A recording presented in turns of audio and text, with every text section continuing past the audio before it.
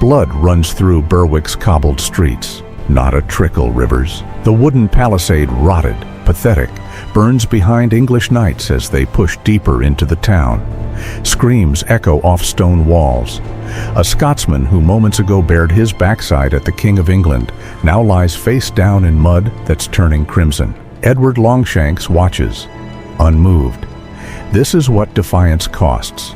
Berwick is merely the overture. The true carnage, the battle that will break Scotland's spine, waits just over the horizon. Let's go back in time 18 months earlier, when a small girl died on a ship. Margaret, the Maid of Norway, barely 7 years old, Scotland's last legitimate heir to the Canmore dynasty, dead before she ever sees the kingdom she was meant to rule. Her death creates a vacuum. Edward I of England, Longshanks, the hammer of the Scots, doesn't fill vacuums. He weaponizes them. 13 men step forward, each claiming the Scottish throne. Edward positions himself as arbiter, the wise king who will choose fairly. There's a condition, whispered in private chambers, sealed with oaths. Every candidate must acknowledge Edward as overlord of Scotland. They swallow the poison. In November 1292, John Balliol kneels at Scone Abbey, the ancient coronation site of Scottish kings, and receives the crown. He should feel triumphant. Instead, the noose tightens. 6 weeks later, at Newcastle, Balliol kneels again, this time before Edward, as a vassal, a subordinate. The humiliation is systematic, surgical. Break the seals. Move. Edward reverses Scottish court rulings. He summons Balliol, a king, to English Parliament like a common defendant. He treats Scotland not as a sister kingdom, but as a misbehaving province. The Scottish lords watch their king grovel. Their rage ferments in silence. If you want to hear more stories like this, battles where strategy defeated strength, where the impossible became real, where one decision changed the course of nations, then subscribe to this channel and hit that notification bell so you don't miss the next chapter of history.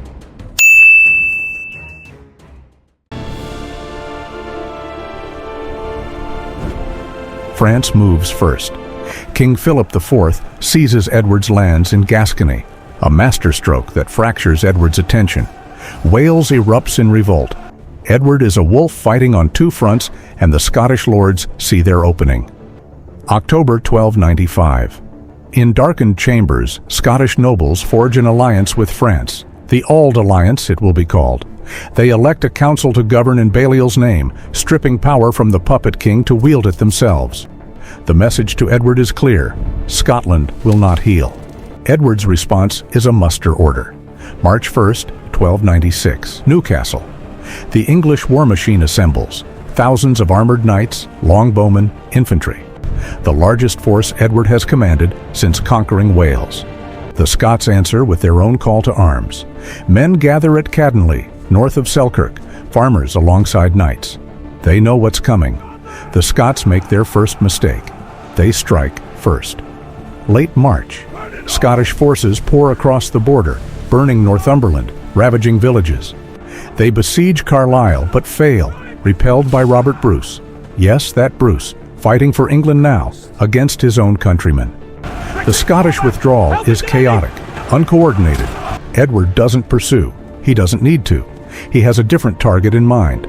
Berwick upon Tweed, Scotland's wealthiest town, a symbol of Scottish prosperity. Edward wants it erased. His fleet attacks from the sea first, 4 ships running aground, crews butchered by furious Scots who smell victory. When Edward arrives in person, the defenders mock him from behind their wooden walls.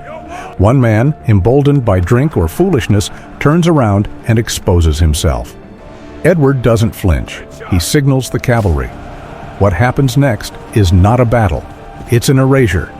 Armored knights crash through the rotted palisade like it's kindling. The slaughter spills into narrow streets. No escape, no mercy. English soldiers kill anyone they find. Men, women. The sources don't specify, but they never do in massacres. The red tabard is the most important garment when you encounter armed men. If you're not wearing one, you die.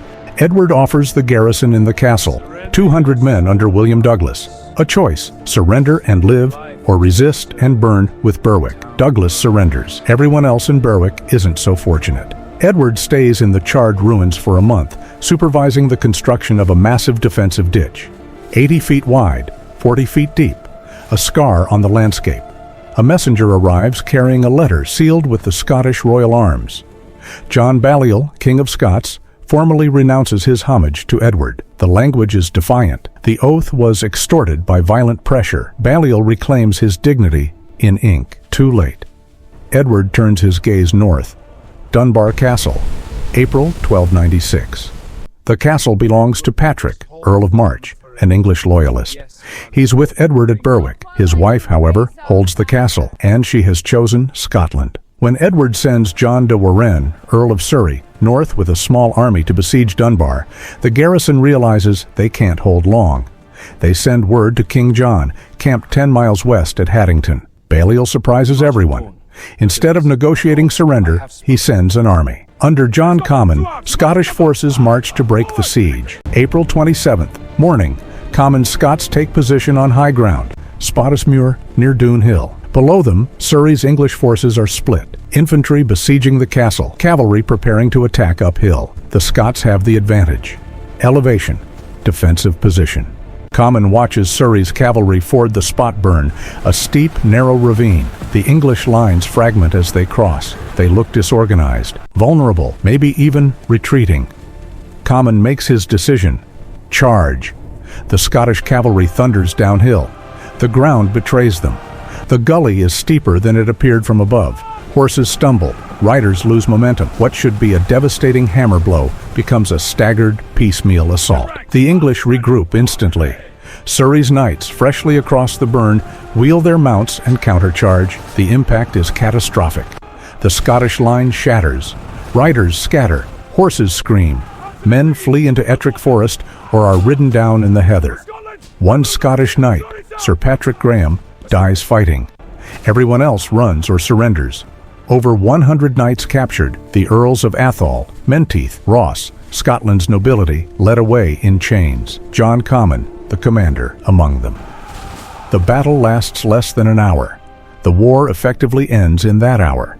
The castles fall like dominoes. Dunbar surrenders when Edward arrives the next day. Stirling and Roxburgh open their gates without a fight. Edinburgh holds out for days, then capitulates.